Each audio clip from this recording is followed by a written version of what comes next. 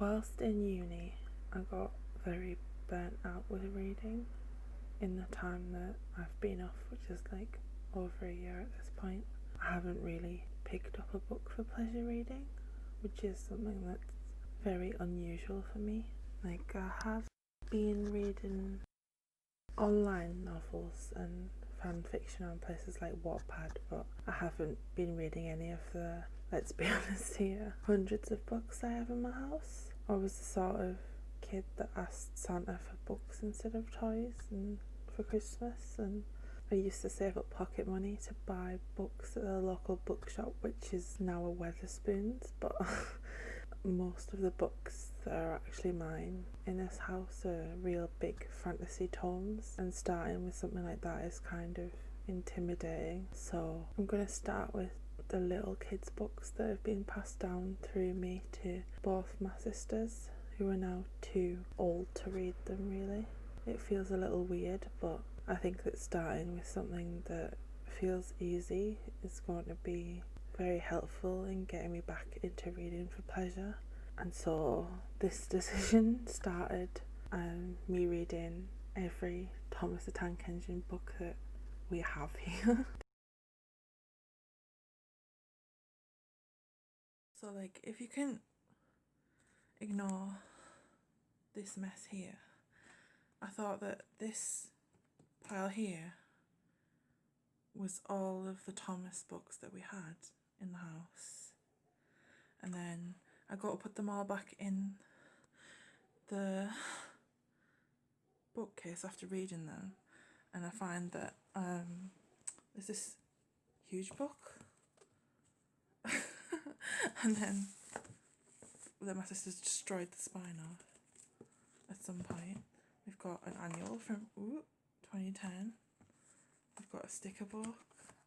We've got a Peekaboo Choo Choo book.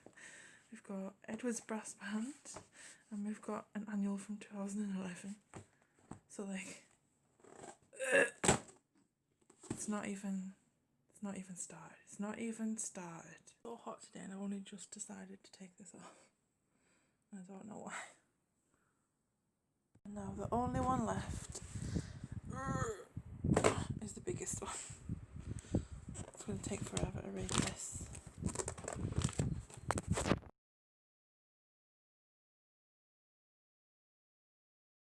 Finally finished this book.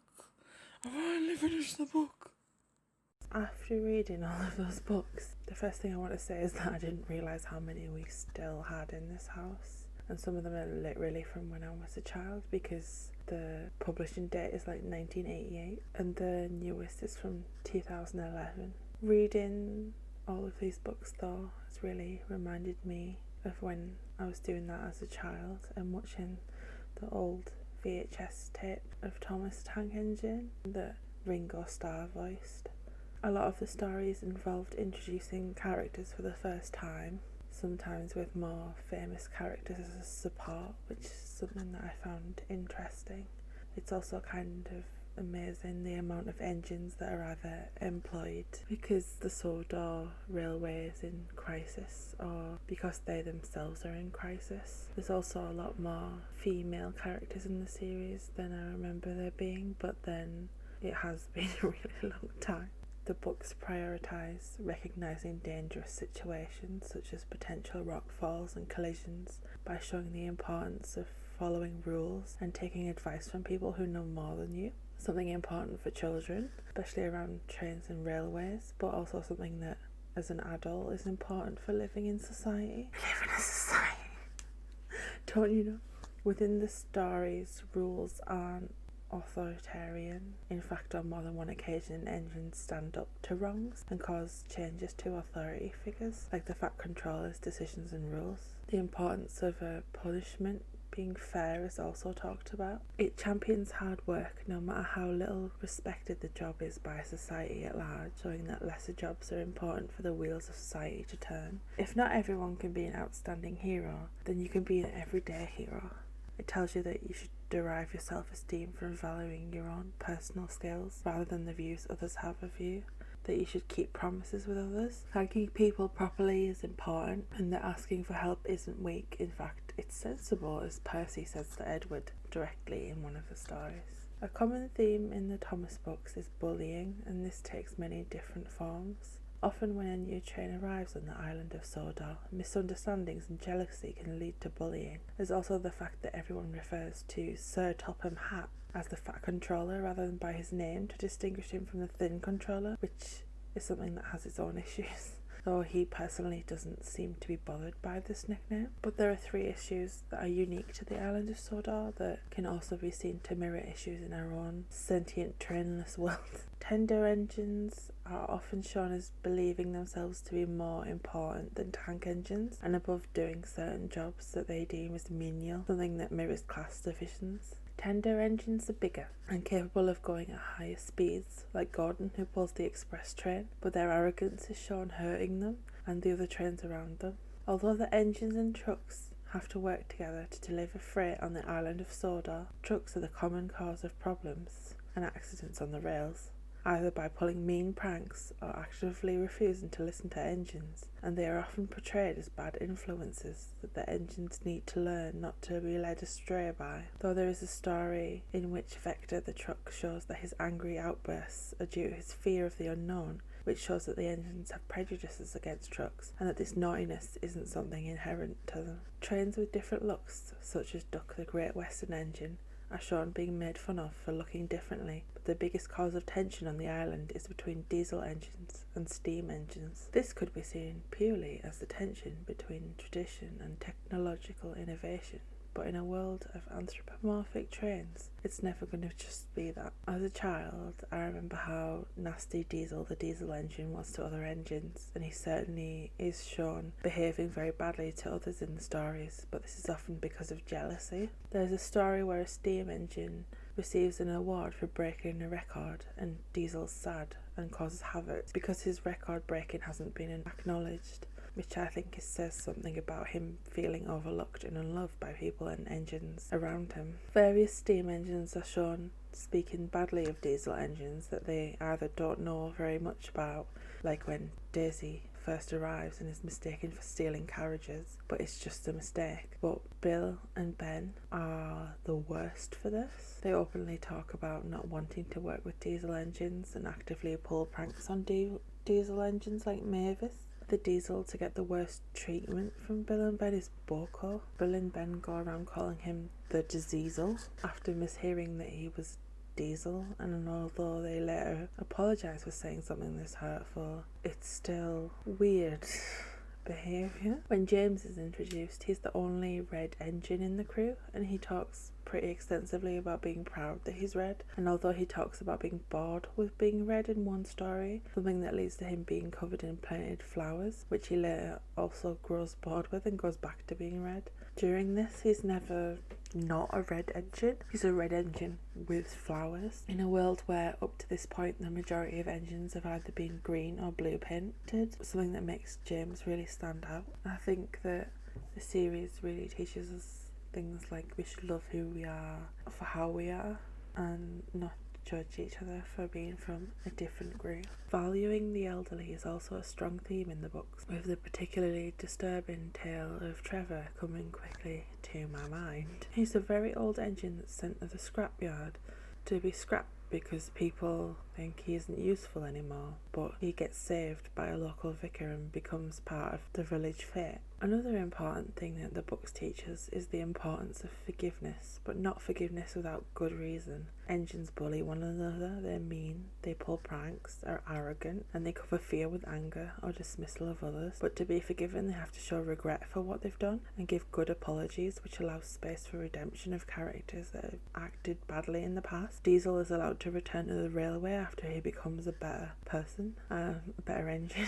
And we're taught that accidents can be forgiven as long as we don't lie about them, and that all actions have consequences, something that can be seen when various pranks go wrong and put other engines in danger. Engines often have good friendships between themselves and carriages, such as that between Toby and Henrietta, and Thomas, Annie and Clarabelle, but they're also shown having strong friendships with the humans on the island of Sodor, such as their drivers, but they also get jealous, usually of new trains that have been brought to work in the same area as them, or in a similar capacity as them. I suppose you could look at this as a way of mirroring sibling rivalry, especially in the book where Thomas gets annoyed at Rosie following him.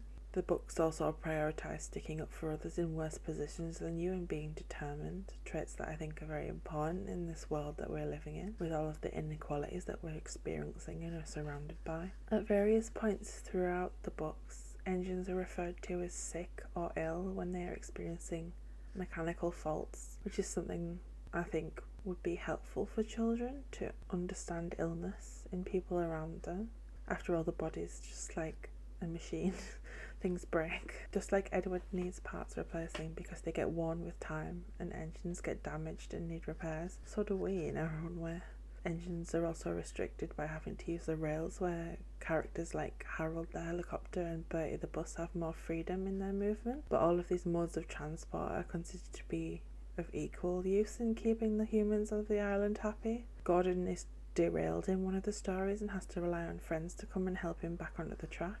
But for more specific characters with what I believe to be disabilities, we have to look at Murdoch, Henry and Cranky. Murdoch has a lot of problems with noisy areas and seems to be considerably more sensitive to sound than the other engines that he works with, something that makes him increasingly grumpy as he has nowhere to retreat to after work to de-stress from the sound, something that throughout the book he learns to cope with. Henry needs to have a special, more expensive type of coal because his tinderbox is smaller than the other engines and he can't get a big enough fire from normal coal to work as well. And Cranky is immobile other than moving his crane arm. He's stuck in his position, and when the characters are all invited to a party, it's only Cranky that can't go, leading to Thomas deciding to stay with him and for the two of them to have their own party. I feel like these stories together show the importance of including people with different needs and that they all have value as characters despite potentially needing more support than other characters in the series.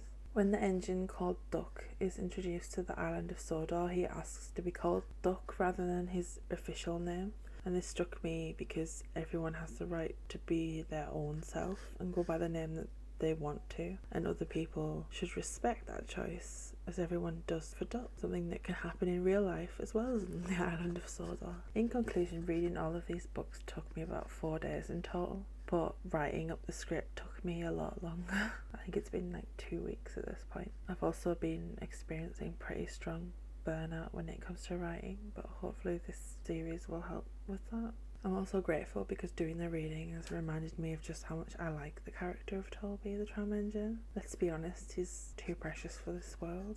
Something that Discord friends will never leave me alone about.